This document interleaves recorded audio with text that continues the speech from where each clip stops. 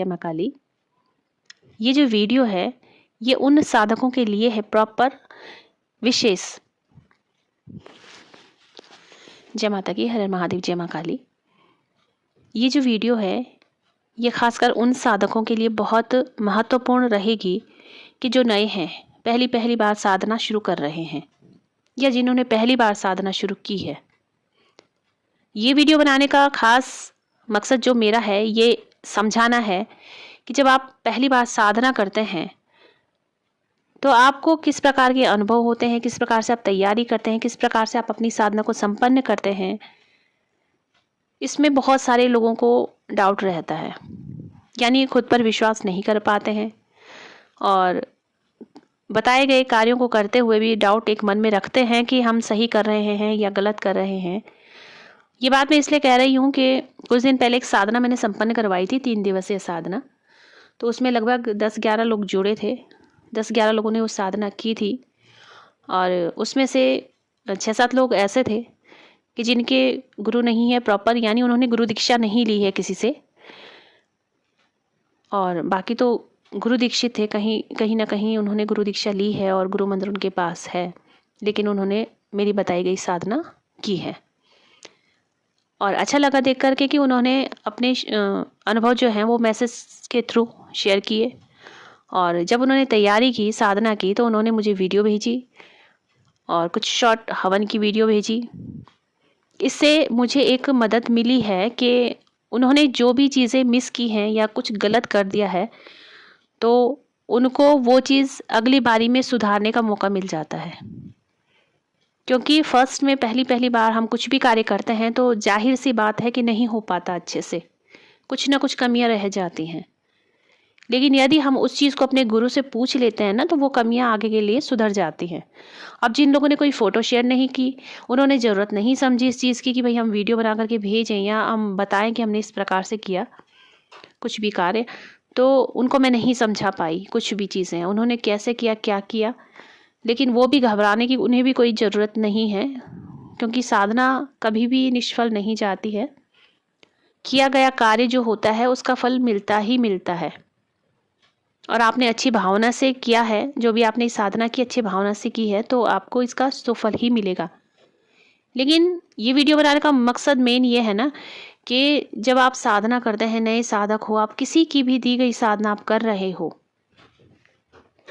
तो इसमें एक चीज़ का आप ध्यान रखिएगा हमेशा कि आप गुरु आपके चाहे कोई भी हो, जिनसे आप दीक्षित हैं, जिन्होंने आपको गुरु मंत्र दिया है, और यदि आप किसी से साधना कर रहे हो, किसी की दी गई साधना, तो पहली बात तो यह है कि आपके गुरु को पता होना चाहिए कि आप कोई साधना कर रहे हैं किसी और की दी हुई।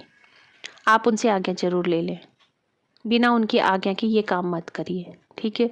दूसरी बात, आपके गुरु नहीं है, कोई भी गुरु नहीं, आप फिर भी आप किसी की दी हुई साधना कर रहे हैं तो आप कर सकते हैं, निश्चिंत होकर के कर सकते हैं। क्योंकि जिस वक्त आप किसी की दी हुई साधना कर रहे हैं और वो साधना आपको प्रॉपर तरीके से समझाई जा रही है, आप कनेक्टेड हैं, ऑनलाइन साधना, ऑफलाइन साधना जैसी भी है, ठीक है, आप प्रॉपर तरीके से कनेक्टेड हैं उनके साथ और वो आपको प्रॉपर तरीके से निर्देशित कर रहे हैं, उस वक्त के लिए वो आपके गुरु हैं। उनको आपने वही सम्मान देना है जो आप अपने गुरु को देते हैं या अपने गुरु को देते, ठीक है। उस वक्त के लिए वो आपके गुरु हैं। और साधना आपकी तब खराब हो जाती है, खंडित हो जाती है, जब आप अपने गुरु के बताए निर्देशों का पालन नहीं कर पाते हैं, ठीक है। जबकि आप कर सकते हैं, लेकिन वहाँ आप अपनी इच्छा के अनुसार कार्य करना शुरू कर देते हैं, तो वो साधना जो है वो आपका उसका कोई अर्थ नहीं रह जाता है फिर। लेकिन यदि आप पूरी तरीके से वो सारे कार्य आप कर रहे हैं, जो जो चीज़ें आपके गुरु ने उस समय बताई हैं, उस साधना के जो नियम बताए हैं, आप उनको फॉलो कर रहे हैं, आपकी साधना कभी भी गलत नहीं जा सकती। इस चीज़ को ध्यान रखिए। और साधनाएं जो हैं, देखो कहा जाता है ना कि मंत्र जो होते हैं ना वो बिना गुरु के तो नहीं जपे जाते हैं। लेकिन यदि आपको किसी की तरफ से ये आज्ञा मिल रही है कि आप साधना कर सकते हो, आपको मंत्र दे दिया गया है, तो उस समय आपने तो संकल्प में आपने उन्हीं को गुरु मान करके आपने उस साधना शुरू करनी है। तो उस समय आपको घबराने की कोई आवश्यकता ही नहीं होती है कि आप साधना करें कि नहीं करें। साधना कभी भी केवल उनकी दी हुई कीजिए जो प्रॉपर आपके साथ संपर्क में है, ठीक है, और प्रॉपर तरीके से नियम बताए गए हैं आपको, आपसे कंटिन्यू बातचीत हो रही है। यूट्यूब से देख करके साधना नहीं करनी चाहिए, इसके दुष्परिणाम ही होते हैं। हाँ, आपको कोई स्पेशली साधना दे रहे हैं, आप उनसे बात कर रहे हैं, तो पहले साधकों जो फर्स्ट में जो साधना कर रहे हैं उनके लिए ये चीज़ें जाननी बहुत ज़रूरी है। क्योंकि साधना तो कई लोग करना चाहते हैं, लेकिन कुछ जानकारी के अभाव में गलत चीज़ों को प्रयोग कर लेते हैं, गलत रास्ते पर चल देते हैं, गलत नियमों को फॉलो कर लेते हैं, और कभी कभी वीडियो देख करके ही साधना उठा लेते हैं और अंत में उन्हें ये पता नहीं होता है कि इस साधना का विसर्जन किस प्रकार से किया जाए, पूर्णतः इसको किस प्रकार से दी जाए। यहीं पर गलत हो जाता है। इन चीज़ों का ध्यान बहुत रखना बहुत ज़रूरी है, ठीक है।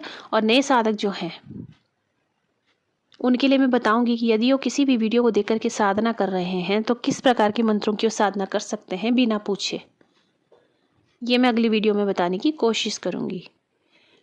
तो जिन लोगों ने अभी साधना की है वो लोग,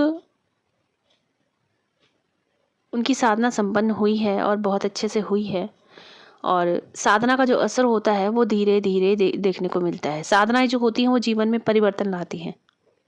साधना कभी भी आप करो ना तो एक चीज़ ध्यान रखो कि साधना कभी भी चमत्कार देखने के लिए मत करना, क्योंकि जो चमत्कार के चक्कर से साधना करते हैं उनकी साधना कभी भी सफल नहीं होती है, ठीक है।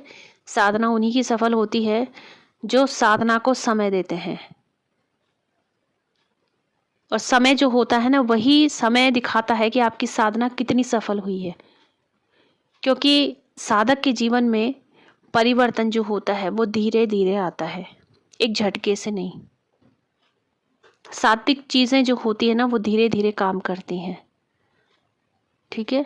और जो सात्विक से थोड़ा हट कर के चीज़ें आप करते हो या आपने देखी होंगी, तुरंत असर वो चीज़ें दिखाती हैं, लेकिन मैं यही कहूँगी कि तुरंत असर तो दिखाएंगी लेकिन टिकाऊ नहीं होती हैं, ठीक है।